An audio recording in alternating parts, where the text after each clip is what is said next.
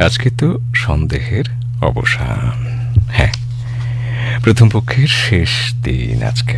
সন্দেহের বশে মীরা মিত্র মানকুণ্ড, হুগলি থেকে লিখেছেন, 1967 সাল মা আমাকে এবং দাদাকে নিয়ে বাবার পাঠানো দালালের সঙ্গে পূর্ব পাকিস্তান থেকে ভারতে আসছেন। দাদা 9 বছর, আমি 7। বর্ডারের কাছে এসে মূল্যবান সামগ্রী, টাকা পয়সা সহ দালাল উধাও। একজন মহিলা মাকে সার্চ করে হাতের শেষ সম্বলটুকুও নিয়ে নিল। গীতাখানা, ঠাকুরের ছবি বুকে চেপে মা লম্বা ঘুমটার মধ্যে কেঁদে চলেছেন সমানে। পুলিশকর্তা সহৃদয় হয়ে মাকে পথে নানা ভয়ের কথা জানিয়ে ফিরে যেতে বললেন। একজন লোক আমাদের বরিশালের স্টিমারে তুলে দিল। স্টিমারে উঠে আমরা এক কোণে বসে আছি। কিছুক্ষণ বাদে বালক সুলভ কৌতূহলে দাদা চালকের কেবিনের কাছে চলে গেল। চালকও দাদাকে কাছে ডেকে বসালেন। দুজনে গল্প করছে। মা ভয়ে অস্থির। হয়তো পরের ঘাটে ছেলেকে ভুলিয়ে অন্য লোকের কাছে নামিয়ে দেবেন চালক। দালালের বিশ্বাসভঙ্গের পর মানুষের ওপর বিশ্বাস হারানো পাপ, এটা আর মা মানতে পারছেন না। আমাদের অভুক্ত দেখে চালক ভাই বোনকে খাওয়ালেন। নিঃসম্বল মা ইচ্ছে না থাকলেও সন্তানের ক্ষুণ্ণবৃত্তির কারণে ভয়কে কিছুটা জয় করেছেন। তখন বরিশালের ঘাট আসছে, আমরা নামার জন্য ব্যস্ত। চালক ভদ্রলোক সজল চোখে দাদাকে আদর করে হাতে কিছু টাকা দিয়ে বললেন, কিছু কিনে নিও। পরবর্তীকালে মা প্রায়ই দুঃখ করে এই ঘটনার কথা বলতেন। চালক হয়তো রবীন্দ্রনাথের কাবুলিওয়ালার মতো আমার ছেলের মধ্যে তাঁর সন্তানকে খুঁজেছিলেন। কিন্তু আমি দালালকে বিশ্বাস করে ঠকলাম, অথচ ঈশ্বররূপী চালককে সন্দেহের বশে অবিশ্বাস করে ভুল বুঝলাম। এই অভিজ্ঞতা আমাদের জীবনে অনেক বড় শিক্ষা দিয়েছে। মীরা মিত্র, মানকুণ্ড, হুগলি থেকে। বরের মেল পাঠিয়েছেন তরুণ কুমার সিংহ, দেবগ্রাম, নদিয়া থেকে। আস্থা ভাজন প্রাত্যহিকে। আত্মবিশ্বাস মানুষকে মানসিক স্বাবলম্বী করে গড়ে তোলে আর মানুষের শুভবোধকে জাগ্রত রাখতে সাহায্য করে। সেখানে আত্মবিশ্বাসহীনতা জন্ম দেয় সংকীর্ণতার, এবং তখনই সংসারে, সমাজে শুভবোধ সম্পন্ন মানুষের মনে বাসা বাঁধে সন্দেহ প্রবণতা। সমাজ সংসারের ছিদ্রান্বেষকারী এক শ্রেণীর সুবিধাভোগী সহজ সরল মানুষের এই সন্দেহপ্রবণ দুর্বল মুহূর্তের অপেক্ষায় থাকে। বাস্তব সমাজ জীবনের এই সন্দেহ প্রবণতাকে অবলম্বন করেই বিশ্বের কবি, সাহিত্যিক, ঔপন্যাসিকগণ সৃষ্টি করেছেন একাধিক প্রামাণ্য গল্প, উপন্যাস।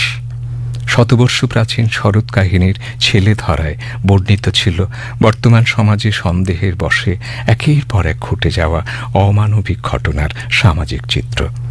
কবিগুরু তার কাবুলিওয়ালা গল্পে তুলে ধরেছেন সন্দেহ প্রবণতা কিভাবে খর্ব করার চেষ্টা করেছে অপত্য পিতৃস্নেহের বিশ্বজনীনতাকে। সমরেশ মজুমদার তার অমোঘ সৃষ্টি কালবেলায় দেখিয়েছেন অপ্রত্যাশিত ঘটনার আকস্মিকতায় বিপদাপন্ন শুভ মানব সত্তাকে সন্দেহ প্রবণতার শিকার হতে। মানুষের প্রতি বিশ্বাস হারানো পাপ, একথা মাথায় রেখেই বলি, সমাজের প্রতি মানুষের দায়বদ্ধতা এবং মানুষের প্রতি সমাজের ভূমিকা, দুইয়ের মাঝে সৃষ্ট নেতিবাচক ভাবধারাই সার্বিক অবক্ষয়ের কারণ। মানুষের শুভবোধ, পরমত সহিষ্ণুতা বড্ড স্পর্শকাতর। তাদের জাগ্রত রাখতে সামাজিক, প্রশাসনিক উভয় ক্ষেত্রেই জরুরি ভিত্তিতে উদ্যোগ গ্রহণ প্রয়োজন। জয় হোক মানবতার, বলেছেন তরুণ কুমার সিংহ, দেবগ্রাম, নদিয়া থেকে।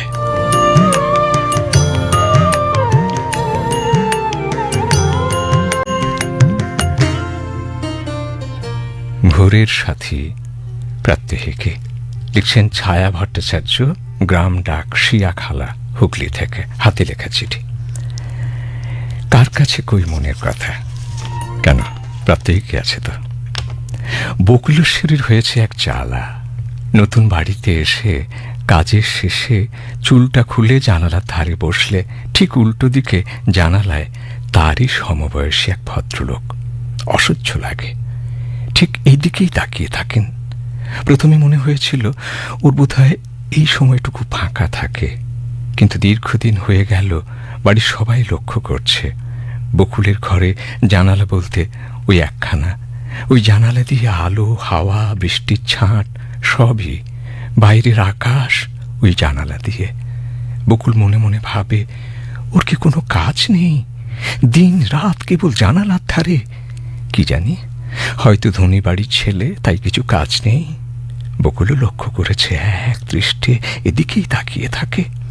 সেদিন অসহ্য গরমের পর যখন আকাশ মেঘলা হয়ে মনের আকাশে খুশির টান, জানালার ধারে সেই মূর্তিমান ঠিক দাঁড়িয়ে আছে। আজ বকুলের রাগ না হয়ে হাসি পেল, আর মনে মনে বলল, মরণ। বাড়ির কর্তারও কিন্তু চোখে পড়েছে। হঠাৎ মুখ আলো হয়ে হাসি দেখে বলে, কাল থেকে ওই জানালা খুলবে না। বকুল বলে, শুধু তো দাঁড়িয়ে থাকি, কথা বলি না তো। কর্তা বললেন, তোমার মধ্যে দেখার কি আছে? কালো রং, নাক খাঁদা, সম্বল শুধু ওই চোখ দুটো, তাতেই এত। বকুল রেগে বলল, কি যে বলছো যাতা? হ্যাঁ, ঠিকই বলছি, কাল ওই জানালা ভিতর বাইরে দুদিক থেকে বন্ধ করে দেব। বকুল বলে, আমি বাঁচবো কি করে? কর্তা বলেন, বাঁচতে হবে না। একদিন চাপা অশান্তি চরমে ওঠে। কর্তা সরাসরি তাদের বাড়ি চলে গেলেন। ফিরে এসে বললেন, আগেই বলতে পারতে ভদ্রলোক অন্ধ।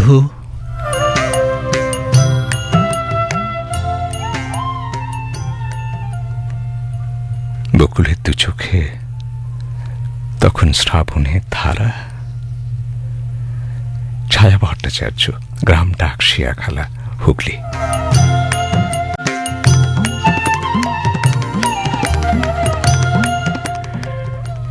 পরীর মেল সীমা দাস, বেহালা, কলকাতা থেকে। 1999-এ আমার বৃদ্ধ বাবা মা, স্বামী এবং অষ্টাদশ বর্ষীয়া কন্যা সহ হরিদ্বার ভ্রমণে বের হই। হরিদ্বার যাবার পূর্বে দিল্লি, আগ্রা, বৃন্দাবন এবং মথুরা স্টেশনে রেলের লকারে জিনিসপত্র রেখে অল্প দু একটা ব্যাগ নিয়ে মন্দিরের উদ্দেশ্যে টাঙ্গা করে বের হয়েছি।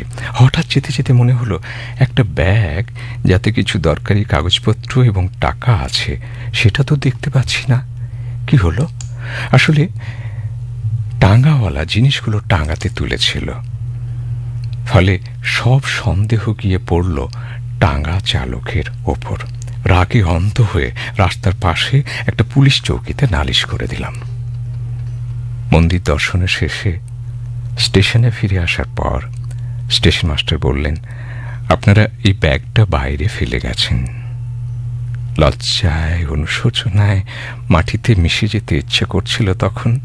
চোখের সামনে শীর্ণকায় গরিব টাঙ্গা চালকের মুখটা ভেসে উঠল। আজও মাঝে মাঝে তাকে যেন দেখতে পাই।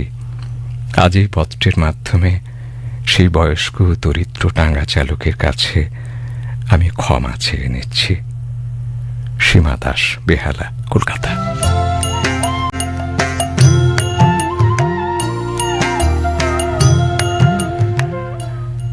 কত যে সন্দেহ থাকে আমাদের। পরের সন্দেহে জাল বুনেছে নিবেদিতা দাস, সলিমানপুর, পশ্চিম মেদিনীপুর থেকে। বিশ্বাসের শক্ত ভিতের উপর নির্মিত হয় সম্পর্কের ইমারত। অবিশ্বাসের কালো মেঘ সন্দেহের ঝড় নিয়ে ঢুকে বিশ্বাসের নুড়ি পাথর দিয়ে সাজানো সম্পর্কের ঘরটিকে দুমড়ে মুচড়ে ধূলিসাৎ করে দেয়। সন্দেহের গোলাপ কাঁটা সত্যরূপী সুন্দরকে শিকারে বাধা দেয়।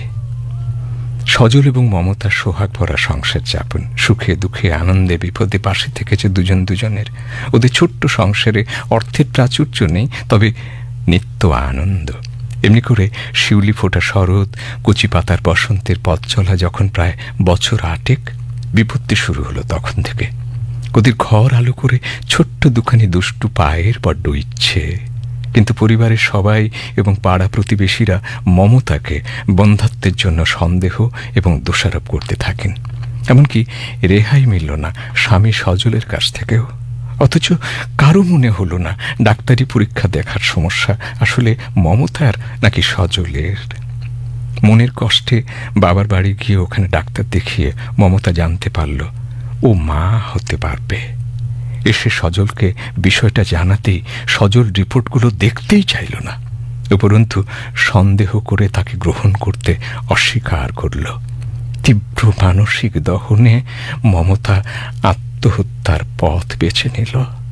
বিশ্বাস এবং সন্দেহের যোগ বিয়োগের ভুলে তাদের জীবনে অঙ্কের সমীকরণে বড্ড ভুল হয়ে গেল।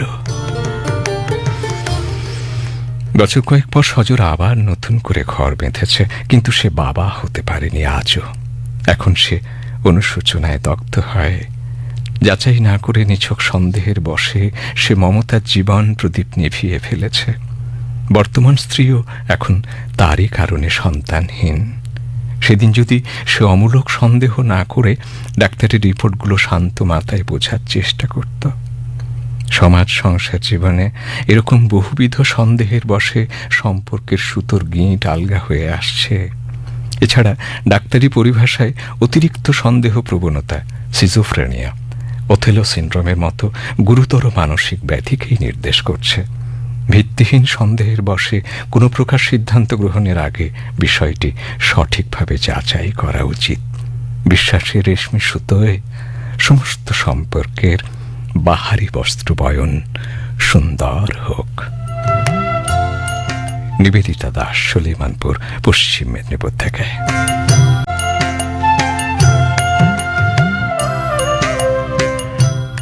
অম্বরীশ বন্দ্যোপাধ্যায়, মারো, পূর্ব বর্ধমান। সুমনা দাদুর হঠাৎই চোখে পড়ল নারকেল গাছের গোড়ায় একটা গোলাপের ডাল কেমন ঝিমিয়ে রয়েছে না? ডালের পাতায় পাতাগুলো ডগাটা নুয়ে পড়েছে। এখানে গোলাপের ডাল এলো কোথা থেকে? লসুরাম বাবু সুমনার মাকে প্রশ্ন করলেন, বৌমা, এখানে এই ঝিমিয়ে পড়া গোলাপের ডাল এলো কোথা থেকে? সুমনার মা বললেন, বাবা, ওটা সুমনা লাগিয়েছে। একটু হেসে বাবু বললেন, এই ডালে কি হবে? যা হয় হোক না বাবা, থাকুক, ছেলে মানুষ। আচ্ছা থাকুক। 14-15 বছরের বালিকা সুমনা স্কুল থেকে ফিরে গোলাপের ডালে জল ঢালে। এমনি করে কিছুদিন যাবার পর হঠাৎ একদিন দাদু ডালটা তুলে ধরে বললেন, কই বৌমা, এতে তো কোনো শেকড় নেই, এ গাছ হবে না। সুমনার মা ছুটে এসে বললেন, এ কি করলেন বাবা?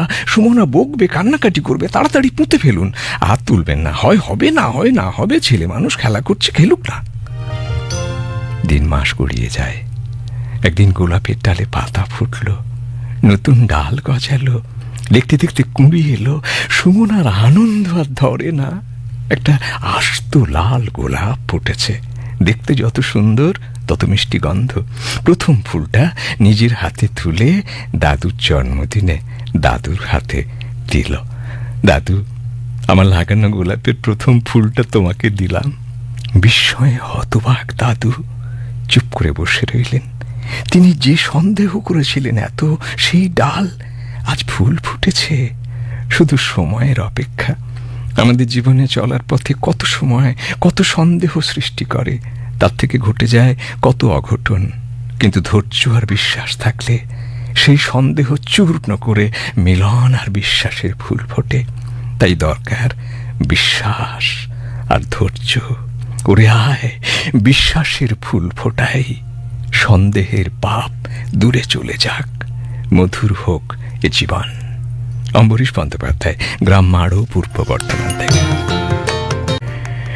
সন্দেহের বশে অবিশ্বাস, অভিশাপ এবং পরীক্ষার উদাহরণ মহাকাব্য পুরাণে বারবার বলা হয়েছে। বলছেন পুষ্প সাঁতরা, আটবেড়িয়া, হাড়িঝামা, পূর্ব মেদিনীপুর থেকে। যুগ বদলেছে, কিন্তু সন্দেহের রকম ফের বদলায়নি। উগ্র নৃশংস পরিণতি চোখের সামনে ঘটে চলেছে। স্রেফ সন্দেহের বশে কয়েক জোড়া উজবুক হাত নিরীহ মানুষকে গণধোলাই দিচ্ছে। সমাজ, সংসার, রাষ্ট্র সর্বত্র সন্দেহের পরিবেশ তৈরি হয়েছে। তাই মনে হয় এ বাতিক না মানসিক বিকৃতি। সাইকেল, মোটরসাইকেল চোর সন্দেহে, ছেলে ধরা, ডাইনি অপবাদে, গুজব রুটিয়ে মানসিক ভারসাম্যহীন বালককে পিটিয়ে মায়ের কোল খালি করছে কত লোক। মানুষের লোভ যত বাড়ছে, পারস্পরিক দ্বন্দ্ব ধন্ধ তত বাড়ছে। আইন নিজের হাতে তুলে নিচ্ছে। ছোট্ট একটা ঘটনা বলি। আমিও কিন্তু সন্দেহের ঊর্ধ্বে নই। কদিন থেকে দেখছি কড়াইতে দুধ থাকছে না, তদন্ত করা দরকার। একদিন তককে তককে ছিলাম, দেখি আমার মিনি নিচে পাহারায় দুধ পাহারা দিচ্ছে, আর পাশের বাড়ির হুলো দুধ খাচ্ছেন। যেই লাঠি তুলেছি মারতে যাব, অমনি মনে পড়ে গেল ব্রাহ্মণ আর বেজির সেই কাহিনী। শেষকালে আমিও কি অনুশোচনায় মরব? তাই বলি, হে মানুষ, সন্দেহের বশে এমন আচরণ করো মানুষকে যেন ঠিক মানুষের মতো দেখায়। পুষ্প সাঁতরা আটপেড়িয়া হাড়ি জামা, পূর্ব মেদিনীপুর থেকে।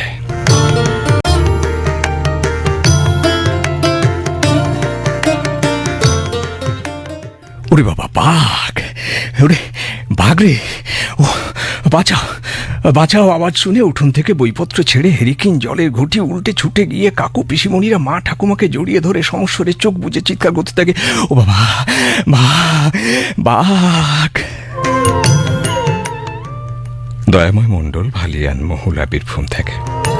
দেখা যায় ছোট দাদুর চোখ মুখ হাত পা ছেঁড়ে খুঁড়ে, রক্তাক্ত জামা ছেঁড়া, হাতে একখানা ছিন্ন ভিন্ন ডাঁটি ভাঙা ছাতা। ততক্ষণে পাড়ার লোকজন লাঠি, সড়কি, বল্লম, তীর্ধনুক নিয়ে হাজির। কেউ বলে, রামুখুড়ো, হলোটা কি? ভীত সন্ত্রস্ত ছোট দাদু বীর দট উত্তর দেয়, আরে সাপের দেখা, বাঘের লেখা। এই ছাতাটা ছিল বলে কোনো রকমে যাত্রায় বেঁচে গেলাম। বাঘ, বাঘ বাবাজি এতক্ষণে পঞ্চত্ব গতা।